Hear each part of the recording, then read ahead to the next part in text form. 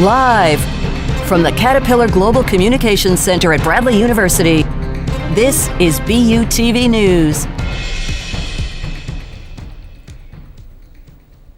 Good evening and welcome to BUTV News. I'm Sheridan Hertig. And I'm Joey Wright. Let's take a look at the news.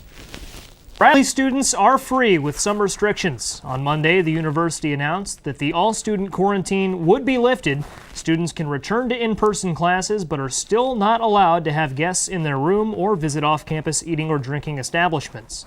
The Cullum Davis Library and Mark and Recreation Center will be open moving forward.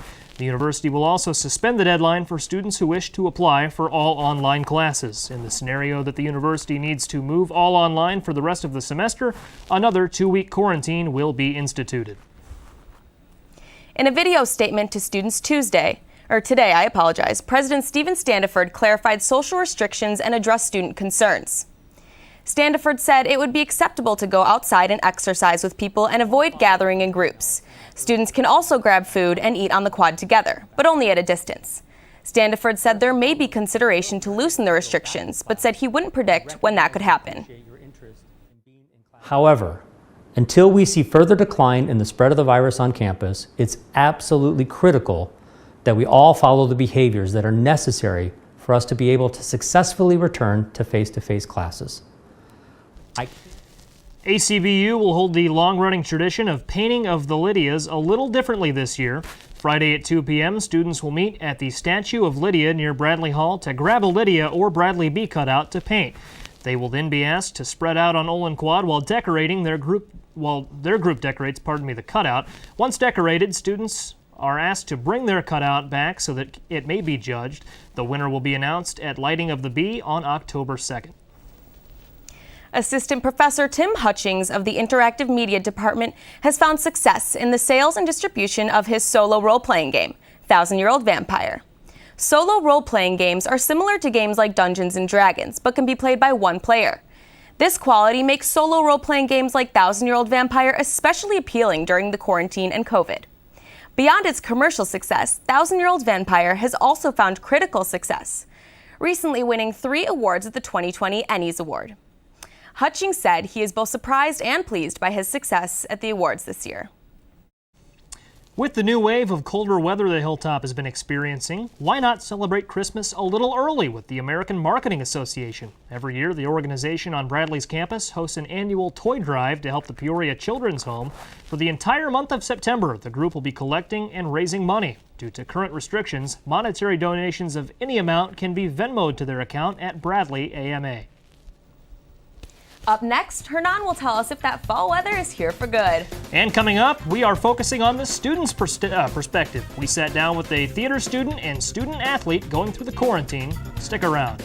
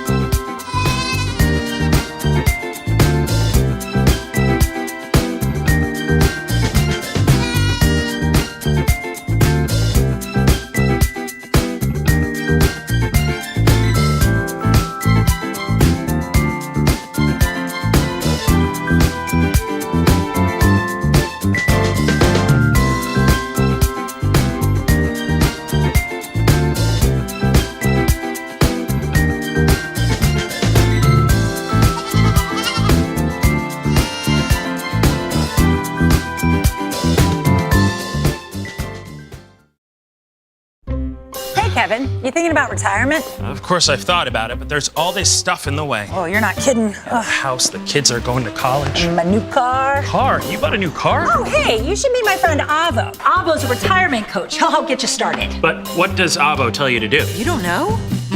Focus on your future. Your goals can still be met. But how? Target your tomorrow and use the Avo bet. You sing? Not really. Hey. inspiration. Start off with a plan. You built these letters? Yep, V is for variety. There's so many ways you can. I follow you. Come on. O's for optimize your savings. Let Avo lead the way. Visit aceyourretirement.org today. Nice sign. Thanks, I made it myself. Cool.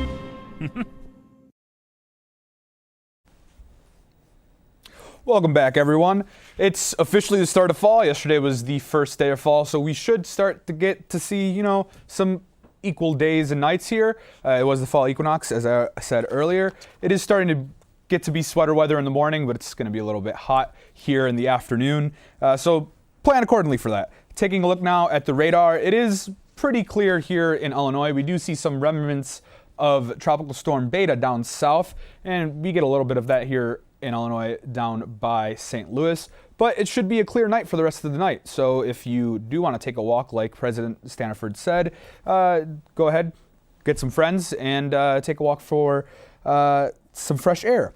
Taking a look at our current temperatures now, it is pretty cool, and it should stay that same way going into the rest of the night. We're looking at 74 here in Peoria, and we're seeing a little bit of a higher temperature up by the south suburbs of Chicago, and it's pretty much the same story as in Peoria down south in St. Louis.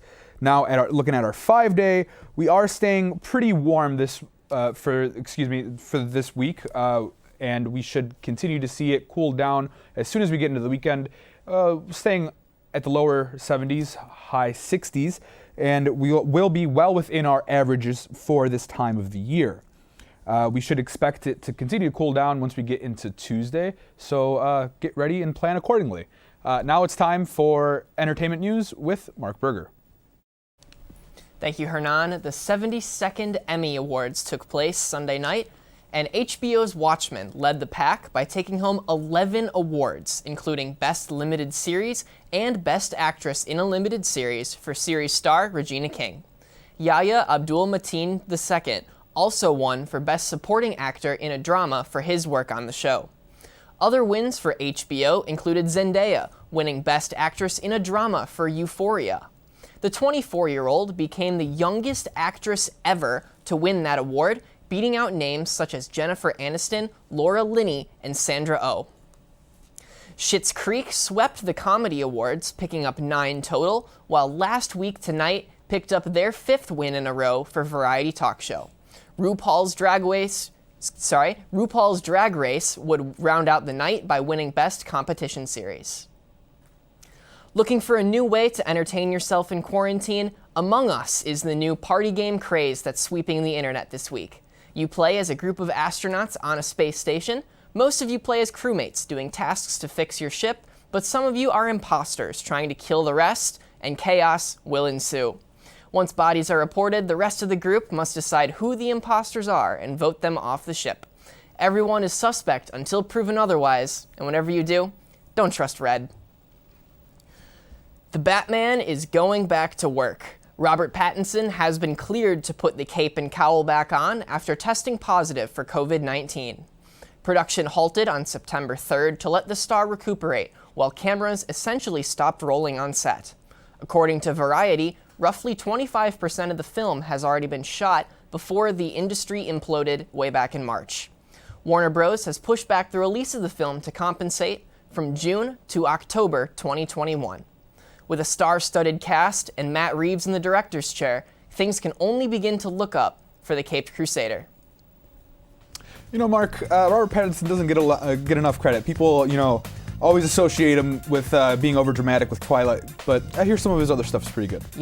All you can say, I'm Batman. Exactly, I'm excited. Up next, our producer Anthony will sit down with students from the Theater Arts Department to tell us about how the program is working remotely.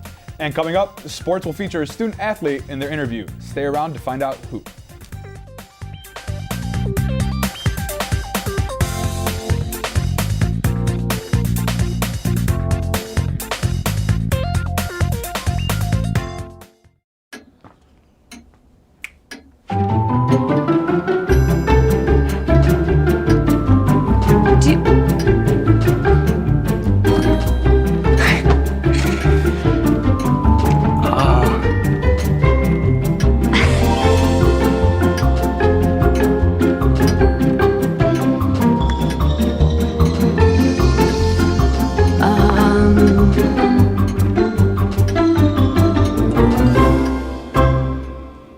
Listen, you're my friend. I noticed you haven't really been yourself recently. Yeah, I feel like something's up. How are you? Are you okay? Is there anything you want to talk about? I just want to know how you're feeling. And listen, even if you don't know what to say, I'm here to talk. No matter what you're going through, I just want you to know I'm here. I've got your back. When you want to talk, I'm here.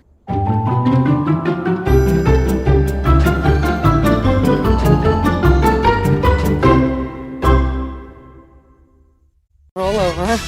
Chance high five. All right. When you adopt a shelter pet, you discover all the things that make them unique. And your mother and...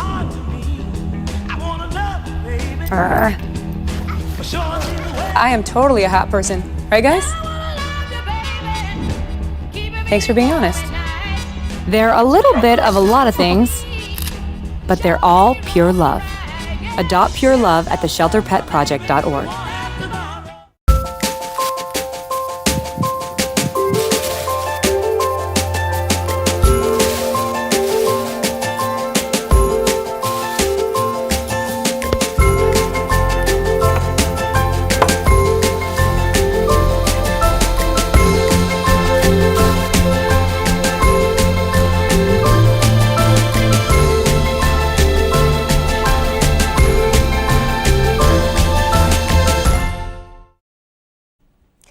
Students have been adjusting to a hybrid schedule and in the past 2 weeks, an all-online schedule. Our producer, Anthony Landau, sat down with a theater arts major to talk about the challenges and surprising aspects of an online theater curriculum. So here today to talk with us about how students are dealing with a remote learning schedule, I have junior theater arts major Maggie Sullivan. Maggie, welcome to the show. Hi, thank you for having me. So when it comes to classes, how many classes do you have in person that are in your kind of theater arts curriculum? I have 3 in-person classes altogether, but 2 of them are in-person and theater.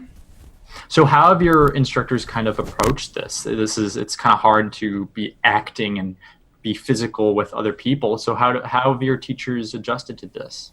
Well, the entire theater department revamped when we heard that we weren't coming back this fall. And so all of our acting classes have been moved to the spring, and all of our in-person stagecraft classes have been reevaluated and redesigned to be online. There are only 3 in-person classes throughout the entire department. I'm in 2 of them, which is funny, but it's really hard. I'm in directing, and it's hard to not work with actors in person or learn how to work with actors and other collaborative elements of it when you're zooming in. So it's just it's very different though. A lot of the classes, in my opinion, have been really easy to transfer onto Zoom because it's more so information-based, not application-based. We're saving that for the spring because, knock on wood, we get to at least go back to a somewhat normal, maybe hybrid way of learning in person. So when it comes to the kind of idea of remote classes, and especially we were going through the 2-week quarantine, what strategies were you taking in at least your director's class for a lesson plan? We are actually in the beginning of directing our own productions, small productions. And so we are in the early stages of it, which is the script analysis, and auditions are coming up this week. And so we're in the technical base and not really working with actors yet. So quarantine kind of came at a perfect time with that class, just because we are talking about how to become a director, what should you focus on, should you allow and not concern yourself about, what work do you have to put in before you even cast a show. So it's very technical as of now. Yeah. I was going to say, because you're probably lacking, usually we put on some theater performances, and in this case we probably won't have any. I don't know if is that the case next semester? Are there any plans for theater performance next year? We have 2 shows that we're planning on doing, whether in Zoom or in person some way. Good Kids, directed by a student, senior Grace Surgott, and then The Importance of Being Earnest will be in later spring, directed by our professor, Dan Matisa. So that idea of working with theater arts on Zoom, it seems like a pretty unorthodox idea. How did you kind of think of that when you're going into this? It's very tricky. It's more so you have to think of you have to factor in different variables that you would have never thought of if you're doing it in person. Obviously, connection issues or people talking over one another. Typically, like in my experience, if someone starts talking and I'm still talking, either I'll be cut off, like Zoom will cut me off, or they'll cut the other person off. And so we have to, it's very much about timing, and people need to know their cue lines, know when to cut off, know when to start saying their lines so it looks natural, but you're not cutting it off technically. So, but does the idea of being remote, does that open up any new ideas for creativity and what you can do and what you can do within kind of this web space? Yes, it does. My play has 2 people, and traditionally, by the end of it, one of the characters will be singled out in a spotlight. And so I'm playing with the idea of one of their roommates turning down the lights really slowly, or the other person walking off the screen and then coming back on as though they're walking off stage.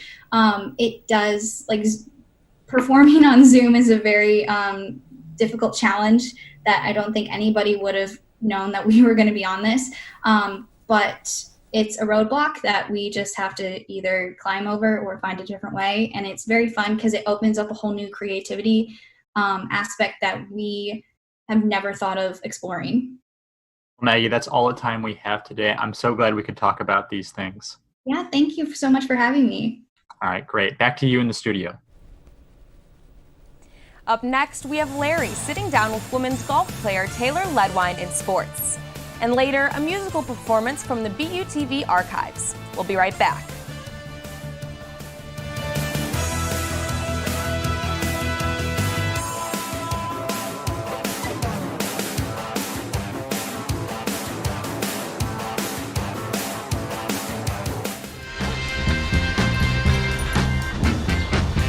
When we adopt a shelter pet, we discover they're a unique mix of all kinds of things. Come on, Jules, spot on this last one.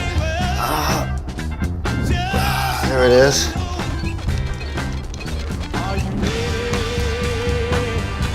Keep going with it. Leo. They're a little bit of a lot of things, but they're all pure love.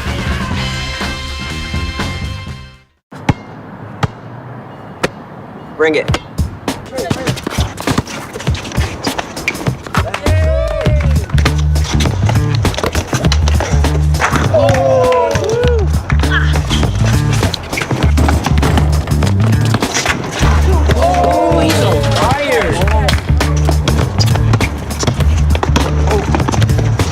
Time out, guys. I'm late to dinner. My mom's gonna kill me. Catch you guys later. Mom wants us home. Okay. Bye, guys. You guys need a ride? Sure. Yeah. All right. How about some one-on-one? I gotta go eat, man. Sorry, I'll see you later.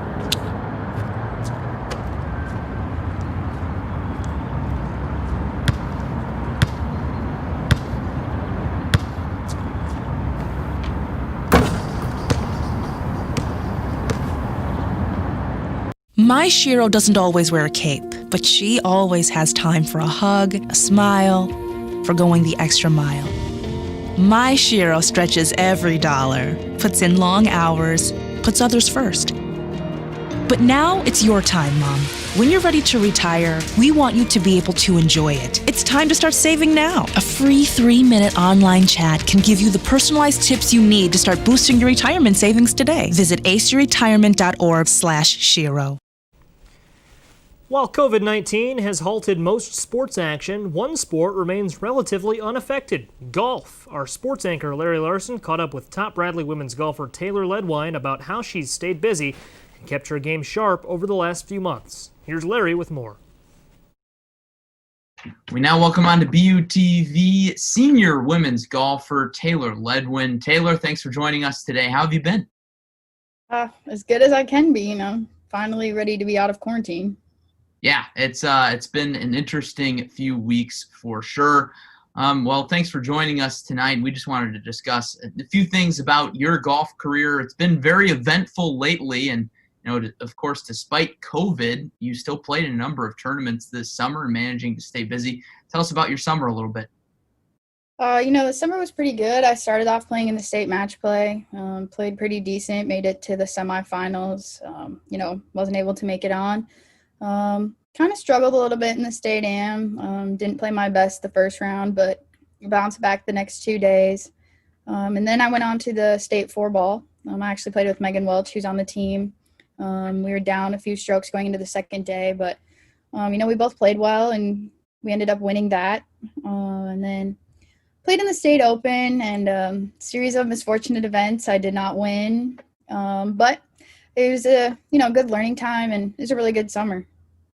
Certainly sounds like you were busy. And how important is it to continue playing in competitive golf tournaments? Because tournament golf is certainly different than just going out and playing. Yeah, it's really important to just kind of stay in that mindset, of when you're playing for fun, you just kind of think, oh, it doesn't really matter, how you finish. But tournament golf, it's especially important to stay in like the finishing mindset, because those last couple holes, especially like if you're in contention or, your team is, you have to stay in that mindset of, okay, all I have to do is, just play how I am. So it's really important to stay in that competitive mindset, even if it's just, going out and playing with your friends and just saying, okay, we're going to act like this is a tournament. Yeah. And certainly in a few of those tournaments you have won before, correct? If I recall, 2018, you won the state amateur? Yeah, 2018, I actually won the state am in match play. And then me and Megan were fortunate enough to win the four ball in that year as well. There you go. You've had some success, so certainly you know how to navigate your way around tournaments. Now, how do those competitions compare to NCAA competitions? The really only difference for me, I think, is you're playing with such a different age group of players. I could be playing in those with a girl who's going to be a sophomore in high school, or I could be playing with a fellow competitor I know from Minnesota who's 29 years old, has her own business and child, so it's a lot different of the aspects of people you're playing with. But as far as the competition wise, for me, it feels almost the same. For sure. And, it's still golf. Looking at your Bradley career, last year was your senior year, but you decided to come back for a fifth year after the NCAA granted extra eligibility. Now, what went into that decision, and why did you decide to come back? So last year, sadly, I was injured for the first couple events, and I contemplated, do I want to try to redshirt? Do I want to just keep playing? And then I got better and I was ready to go for the tournaments. So when it came time that I was going to have the option for a fifth year, I really talked to my parents about, I was sitting in the training room crying a couple months before that because I wasn't going to be able to play a full senior year. And they're like, not necessarily going to get a job in the job market right now with COVID. You could have the advantage to get another degree. So we didn't really see a downside of coming back for another year and, getting to spend time with my teammates and another degree and just growing more in my golf game. For sure. And certainly speaking on your team a little bit, you guys, just like the rest of the teams at Bradley, haven't been able to do much coming out of this 2-week quarantine and with NCAA uncertainty and stuff like that. What have you guys been able to do? So before the school issued the quarantine, we were able to get out and practice as a team, which I think was really good, especially for our freshmen to kind of get in and meet the team and kind of get used to what it's going to be like. We had one weekend of qualifying, which was nice, to just get out and get back to playing competitive golf again. Sadly, in this 2-week quarantine, we haven't been able to do anything, like the rest of the teams on campus. Starting tomorrow, we're going to get back to it, voluntary practice, and then starting Friday, as long as we can, keeping our distance, especially with golf. It's nice because we're outside and we don't need to be around each other. We're going to get, right back into it and hopefully, be able to practice until we're sent home, and then we'll be ready to go for the spring. You guys are staying hopeful for spring season, I'm sure. Yes, we have to, otherwise we're just going to, be not really want to do anything. And we know some of us are still playing in some tournaments this fall that have been approved, outside because the NCAA allowed that. So just staying ready and keeping our game sharp for those is also important. And it certainly is, and everything is really up in the air, but that's the plus of golf. Like you said, social distancing is built in. So hopefully you guys have a spring season. I'm hoping for you guys, and Taylor, thanks for joining us, and good luck this fall if you play in any tournaments, and good luck the rest of the way. All right, thank you for having me. Of course. Thanks for that, Larry. Up next, we will have your campus announcements. And a musical performance from the Golden Fleece.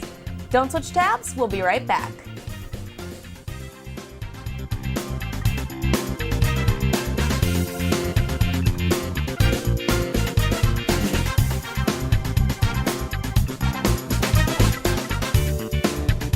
At me in the future, okay.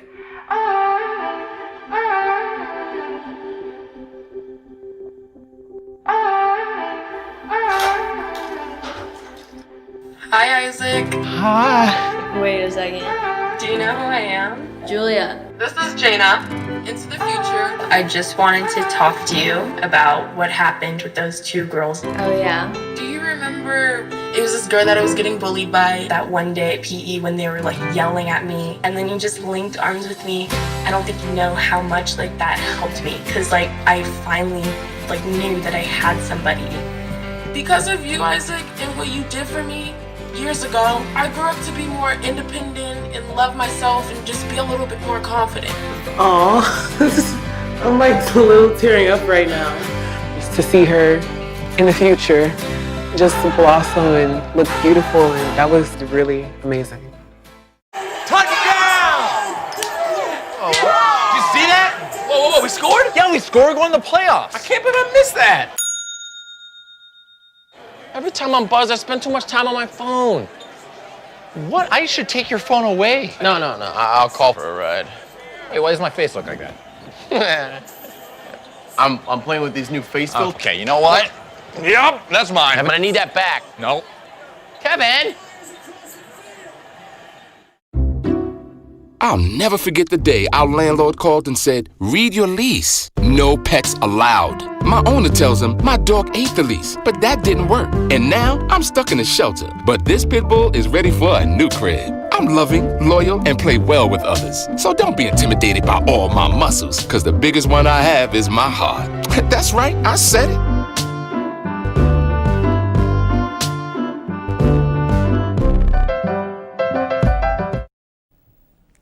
Let's take a look at a few campus announcements. The Association of Latino Professionals for America will be hosting a virtual speaker to educate students on how minority students should negotiate a salary. That will take place Tuesday, September 29th at 7 p.m. The Zoom link can be found in Hilltop Happenings. The Student Activities Budget Review Committee is now accepting applications for membership. The deadline is October 1st. Questions should be forwarded to busabrc@gmail.com. If you want to publish some literary work of yours, then look to Bradley's arts magazine, Broadside. Submissions are open until September 26th. Contact information is in Hilltop Happenings. And apparently that's it for BUTV News this week. I'm Sheridan Hertig. And I'm Joey Wright. We leave you tonight with a performance from the Golden Fleece. Have a great night.